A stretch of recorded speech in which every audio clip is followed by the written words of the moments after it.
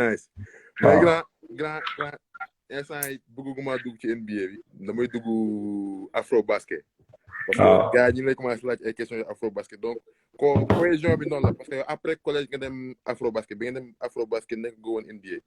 n'est-ce pas. non après collège waaw. donc maa ngi woon université 97. donc gars yi nan la nga détecté yow nga nekk université nekk jour yow ban mindset bi nga amoon mooy da ngay dem représenter sa country no matter what.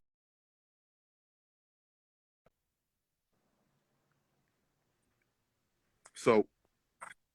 non ñoom loolu xamoon nañ ko quoi ñoom xamoon nañ ne que parce que 95 année bi xam nga année bi ma transféré 95. dama sida bi ma jógee Michigan ñëw North Carolina dama sida mais année boobu joué naa Coupe d'Afrique. waaw. c'est que en fait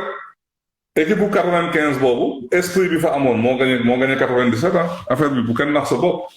xam nga loolu la woon parce que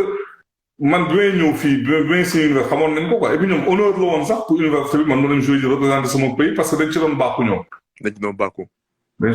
te su ma doon dem coach daf ma doon jox ay dàll am na benn année bu may dem Coupe d'Afrique dafa woo Jordan ne ko yow ñëw jox ko ay dàll Jordan yónnee ma ay Jordan ay 60 paires la mu yónnee ma jël yëpp gàddu yóbbu Sénégal. xam nga so année yooyu yëpp dañ doon def yooyu quoi te bi bon man li gënoon tax sax ma yàkkamti dem équipe nationale. c'est gars yi ma joué ndoo yëpp xoolal ñii ñëpp ñoo joué ndoo Omar Mar ñoo dafa noo mini basket Raymond ñoo joué ndoo xam nga Modou Sow pareil Cheikh Mbacké ñii ñëpp ñoo joué ndoo Assane Ndiaye ñii ñëpp xam te ba tey jii xam nga ba tey jii suma gaa la ñu ngi wax ba léegi.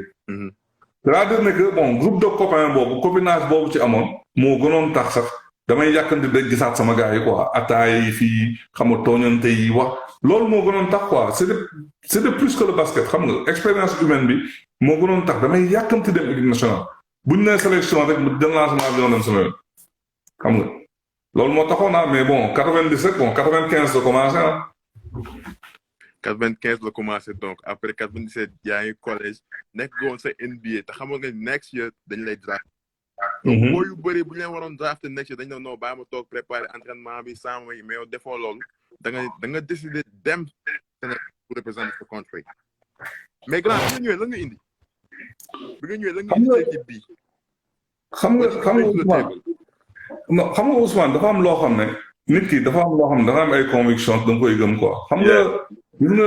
ñun dañuy woote gëm yàlla. soo gëmee yàlla nag dafa am yoo xam ne bu la dabee waroo hésiter. ok xam nga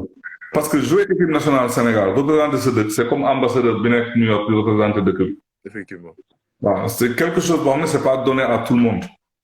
xam nga ñëpp duñu jouer équipe nationale. non. waaw yow nga bokk ci groupe select bu ñu ne yow yaa war a représenter dëkk bi loolu honneur la. xam nga moo tax bon après bon ku nekk nag am nga sa yoon am na ay nit yoo xam ne bon xëy na jarul leen ko xëy na dañu am leneen wala dañuy déglu ñeneen mais man ça a toujours été mon truc quoi su ma équipe nationale wooyee damay dem quoi parce que bi may dem équipe nationale xalaatuma ci woon sax ne ay woy draft baa ngi ñëw année prochaine ak yooyu yëpp xalaatuma ko ci woon damay dem jouer ji maa ngi xool naka laay demee jouer progresser ci li may def amaat plus compétition comme ça su ma dellu see fii année bi stop gën a mun jouer noonu la loolu moo woon sama mindset quoi xam nga moo tax bon saa yu mu gaay woon équipe nationale ma dem te pourtant dañu daan dem fii équipe nationale am na fi ay boy yu seetaan ni ay Moussa Diagne ay Issa Konaré bi ci année 2000 yi bi ñuy woote équipe nationale fii dem nañu mais dañu doon ñëw aéroport du am billet yooyu yëpp dund naa ko ñoom xam nga am da ngay ñëw man maa doon fay billet pour gars yi dem ak yooyu yëpp mais bon c'est des choses yoo xam ne tey jii rëccuwuma ko parce que xam nga comme on dit rek bi liñ ci jëlee yëpp tey jii si ñun lay ñëwaat xam nga 2005 bi ñu demee final si ñun la ñëwaat parce que ñun ñoo demoon final man benn compétition laa joué sa équipe nationale aw médaille mais sinon de 90 jusqu'à 2008 may bàyyi benn compétition laa joué 2008 aw médaille mais yenn compétition yëpp am naa médaille te loolu xam nga palmarès la quoi rëccuwuma ko dara. parce que palmarès la grand dañuy desaat 1997 année boobu dafa nekk année bu graaw année boobu moom la ñëpp di wax même ñun ñi nga xam ne laay peut-être parce que yàgguñ ci noonu année boobu ñun moom lañ gis ni Sénégal amoon na lu mu indi mais yow avant final bi. dama dégg ci benn interview nga ni demi-finale bi joué woon bu baax. San Ndiaye moo joué bu baax. mais yow peut-être like yéen cohésion bi ngeen amoon. tax na gagné ngeen match boobu. mais grand sa mindset like nga xam ne yow demi-finale bi joué bu baax finale bi yow ban mindset nga indi ba joué ba gars yi yéen ngeen gagné. xam nga boo nekkee ci compétition yu mel noonu. nga xam ne da ngay gagné toog da ngay gagné avancé ñu doon la nga toog. amoo temps au végété en fait. parce que doo xalaat yow sa performance individuelle. parce que boo jiitalee yow li ngay def rek erreur dafay am. par contre il faut nga jéem a xool yow noo munee aider groupe bi dans xam nga positivement. man suñu premier match man maa démarré contre Afrique du Sud suñu deuxième match contre Nigéria man maa démarré. xam nga Nigéria doon ni bu ñuy bëgg a dee. xam nga il a fallu ñu changer dispositif bi. dafa am loo xam ne tey nag laa koy wax xëy na ñu ko xam am na ñu ko xam sax suñu équipe. mais gis nga bi ñu perdre contre Nigéria deuxième match bi. man ak Boubacar Aro. ak Cheikh Mbacke Diop. dañu dem néegu Pabas. ñuy waxtaan quoi. laaj ko ne ko bon xam nga loo xalaat loo gis mu wax ñu li mu xalaat xam nga ci biir wax ma ne ko Pabas bu fekkee da nga bëgg ma jóge ci banc bi man aw ma problème quoi parce que su fekkee man ak Yaya ngay démarrer loo xam nga ñun ñaar ñëpp li ñuy indi dafa xaw a nuroo quoi ma ne ko te Assane fi mu ne nii mu ngi joué bu baax Motso mu ngi joué bu baax te beneen équipe bi boo gisee dañu am benn grand bu njool ak kenn koo xam dafa xaw a gàtt te maag Yaya yëpp plus de 2 mètres 2 la ñuy def Motso boo xoolee il faut 2 mètres xaw ma 2 mètres 2 la doon def. effectivement xam nga non ci biir ay waxtaan xam nga et puis Pabas il était ouvert à cette époque-là parce que bon bi muy soogu ñëw xawoon na dëgër tuuti mais bi ñu eggee ba foofu commencé na gën a ubbeeku. déglu tamit gestion joueur yi mais noonu la ñu changé 5 bi xam nga mais te problème amu ci coow jibul parce que finalité bi ñun lu ñu bëggoon mooy gagner Coupe d'Afrique. gagner Coupe d'Afrique bi. léegi luñ ci mënoon egg rek ba gagner rek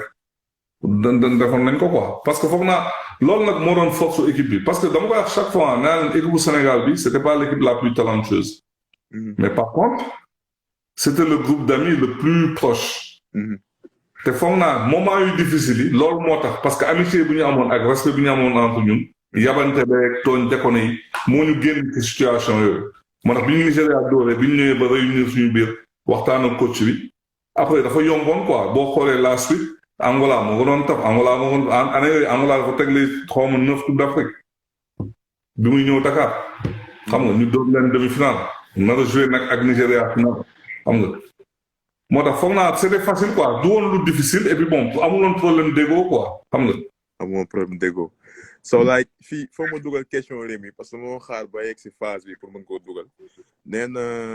what's your best memory to the Sénégal Afrobasket 1997. non I mean juste le fait que ñu joué Dakar xam nga joué I mean boo xoolee photo yi xam nga ay choses rek ngay gis Dakar dañu joué devant suñu ay parents suñu xam nga parce que boo xoolee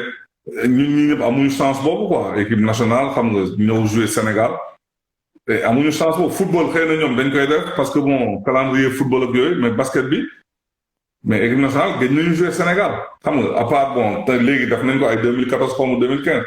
mais ñun 97 ba ma jógee Sénégal ba may dellu si waat Sénégal maa ngi doon soogu joué waat Sénégal en fait. xam nga foog naa xam nga et puis communion bu ñu amoon ak public bi xam nga c'était magique man c'est-à-dire que bon joué naa fu ne am na lu bëri yoo xam ne accomplir naa ko suma carrière macha allah mais li nga xam ne moom moo ci gën a neex ñu koy waxee voilà mooy lii quoi 97. I know expérience yi like nu mu sa dañ te gars yi like sa jour ñu tànk leen ci loolu coupe bii nii mais Rémi ok question bii nii moom laa la bëggoon laaj mais comme que laaj na ko bàyyi mu dugalal la ko nee na what do you think is the key missing for Senegalese to bring the Afrobasket back in Senegal since 1997. xam nga comme on dit xam nga du ay du dëkk yi ñëpp ay liggéey. yeah en fait loolu la ñun bon quelque part on s'est un peu xam nga toog dañu xaw a doylu quoi mais bon parce que tamit bon yàlla may na Sénégalais loo xam ne bon mayu ko ñëpp ñun sur le basket dafa nekk si ñun dafa bokk si ñuy def xam nga boo xoolee tey jii ligue bi gën a mag ci monde bi bon am nañu sénégalais joueur am nañu sénégalais scout am nañu sénégalais entraîneur am nañ te bon loolu bëriwul quoi boo xoolee dans les pays monde bi fii yëpp amul dëkk boo xam ne ci NBA bi am na fi ci position yoo gis am na sénégalais bu fi nekk. effectivement xam nga waaw ñun dafa bokk suñu culture en fait léegi nag dafa am loo xam ne day bokk gis nga oto sax boo changé wul huile bi da ngay xëy suba boo taalee du tàkk ñun foog naa dañuy toll foo xam ne dafa am foo xam ne tamit il faut que ñu xoolaat suñu demin xoolaat suñu organisation xoolaat manque de moyens yooyu yëpp il faut ñu defaat ko te c'est même pas du lu mag yéen Dakar ñi dëkk Dakar xam nañ li may wax parce que tey jii tey Dakar amatul playground amatul fu ñu basketé gars yi yëpp tabax nañu fépp ay appartement ak ay lu ne xam nga mais ñun dañ daan basket yi Liberté 6 jóge fa dem bopp jóge fa dem fii te yooyu yëpp xam nga ay nawetaan basket da doon am mais culture la boo xam ne dañ ko développé woon Sénégal c'est culture nag dafa foofu lay commencé ça commence championnat local yi parce que boo gisee équipe bu 95 yi man rek maa ci doon joueur bu nekkuloon Sénégal ah. Cheikh Mbacke non man maa nekkul États-Unis Cheikh Mbacke nekk Tunisie xam nga ñi si des yëpp Sénégal lañ doon basket xam nga à l'époque te parce que championnat bi dafa amoon niveau le championnat était relevé xam nga man su ma la nee gagné naa Coupe d'Afrique ak GIA xam nga ñu bëri xamuñu ko sax parce que am na benn année mu ñëw dama dellu si Sénégal 93 gagné Coupe d'Afrique de club à Dakar xam nga te loolu yëpp c'est pour dire que dafa amoon na période boo xam ne bon le basket sénégalais vraiment c'était le basket à voir en Afrique xam nga angolais yi am na benn instant boo xam dañu jël avion dugal ci ay entraîneur ñu ñëpp ñëw Sénégal pour jàng naka la suñu coach yi ñoom Pa Sow ñoom Pa Bisnel naka la ñuy coacher te yooyu yëpp mais boo xoolee ba boobu ba léegi benn affaire rek lañu tabax Sénégal muy Dakar Arena. jeex na. amul leneen. non. xam nga te great xam nga Dakar Arena is xam nga bijou la dañ ko war a toppatoo yooyu yëpp wonderful mais tey jii tey équipe nationale boo jëlee équipe nationale kese fàttali club yi de équipe nationale kese boo ko jëlee ñi fay joué yëpp mais 3/4 bi dëkkuñu Dakar. góor ak jigéen ñëpp laa wax nag fan lañu dëkk ci région yi lañu dëkk n'est-ce pas boo demee Saint-Louis tey Saint-Louis basket di joué contre UGB fi ñuy joué stade Joseph Gueye amul terrain basket 700 personnes fay toog du c'est pas une salle couverte mais yooyu yëpp ay affaire la yoo xam ne il faut que ñu jóg ci parce que tamit suñu buggee suñu basket développé suñu buggee egg fi nga xam ne foofu lañu nekkoon il faut que tamit ñu adapté wu xam nga tey dafa mel ni portable à l'époque portable amul woon. xam nga waaw portable amul woon mais tey jii portable dafa am alors que tu es obligé de faire avec c'est que affaire àdduna dafa avancé ñun ñu xaw a stagné tuuti quoi te boobu nag il faut que ñun ñëpp comme on dit tous les acteurs du basket def ay effort ci domaine yooyu tabax ay infrastructure ci région yi surtout xam nga ñëpp mën basketaat parce que basket jeu sànni le jeu d'adresse la boo amul foo ko basketé boo foo ko entraîné mënoo ci génn quoi. effectivement mais grand question il faut ma poser la ko grand li nga wax dafa am solo parce que nee nga laaj ci 14 équipe bi yow doo nga ci nekkoon États-Unis Cheikh Mbacke grand Cheikh Mbacke ñu koy nuyu moom mu nekk Tunisie donc ñeneen ñëpp ay locaux la ñu woon mais léegi dañoo seetlu ni laay gars yi international la ñuy miser lu ëpp pour indi leen ci équipe nationale bi depuis lors expatrié mais yéen da nga wax sànq lu am solo ne yéen ngeen meloon nag public bi amour bi ngeen doon am di ko dégager entre yéen te yéen doon ñu leen jox xaalis bu bëri amoo leen ay terrain yu bëri mais yéen vous le faisiez avec le public est-ce que foo woon yi parce que locaux bi ngeen doon dund yéen à 90% moo tax yéen ngeen doon gagné ngeen doon gagné. non xam nga Ousmane xam nga les temps ont changé xam nga ñun bi ñuy jógee États-Unis bi ñuy jógee Sénégal di génn ñun ñëpp joué nañu Sénégal ba benn niveau Cheikh Mbacke joué na ASFA man joué na GIA xam nga ak ñeneen xam nga tey boo gisee ni affaire yi demee tey dafa am ay centre de formation Sénégal ay site académie ngi foofu xam nga ak yeneen académie gauche droite am na ay boy yu bëri yoo xam ne tey dañuy génn Sénégal bu ñu leen sax xam dañuy ñëw ba egsi suñu xasee ba génn exprimer wu feneen si leen nit ñi di xam duñu jouer du championnat local duñu fa jouer parce que bon club yi amatuñu moyens yi xam nga yooyu dafa ay facteurs yu bëri yoo xam ne buñ toogee di wax ba suba lañ jëm xam nga léegi nag il faut ñu def benn genre il retourne aux sources comme on dit munoo toog rek bu championnat d'Afrique amee rek nga woo ñëpp ñu ñëw c'est pas comme ça parce que bon tey dama lay wax benn exemple George Niang he's watching us actually what's up ji xam nga George Niang papam ak yaayam Sicap la dëkk su ma koñ la dëkk George Niang daan na dem Sicap vacances école rudiste fa daan dugg di football ak booy yëpp xam nga mais George tey jii gëj na Sénégal xam nga il faut que ñu créer opportunité boo xam ne dina mun ñëwaat Sénégal juste pour ñëw rek nekk Sénégal xam nga reconnexion waat ak ay raasinam xam nga ñëw Marius Ndiaye toog seetaan match championnat xam nga bu fekkee am na lu mu bëgg a maye mu maye ko ay bal ak affaire yi il faut affaire bi foofu lay commencé waatee suñ defee noonu di nga gis joueur yi dañu mun connecté waat ak la terre sénégalaise. merci. bu boobaa nag di nga gis ñu commencé am pression ñoo joué si équipe nationale sans nit ñi woo leen xam nga tey jii yow bu ñu la woowee équipe nationale nga ñoo joué si mu leer na ne que boo joué bu baax seen koñ boobu boo fa duggee da ngay laaxatu pour tëddi pression boobu ñun dañ ko amoon man tey su ma daan joué ji dama ko doon xalaat su ma nekkee si terrain bi damay xalaat waa Sicap lu ñuy xalaat ko bul nax sa bopp mais pression boobu nii amuñu ko tey yenn boo yu bëri amuñu ko parce que bi ñuy jógee Sénégal xam nga ci ay centre de formation la ñu jógee ñëw États-Unis ci ay kii xam nga amuñu pression boobu bon xëy na bëgg nañ ñëw jouer équipe nationale yëpp bëgg nañ ko def parce que bon ku nekk sa àdduna nga am ku nekk am du moins ku nekk sa dëkk nga am mais dafa am pression supplémentaire boo xam ne nit jarul di la ko wax il faut nga koy sentir sa bopp et puis mooy benn ñaar équipe nationale war ñu di salaxu nit pour mu ñëw jouer fa loolu nekk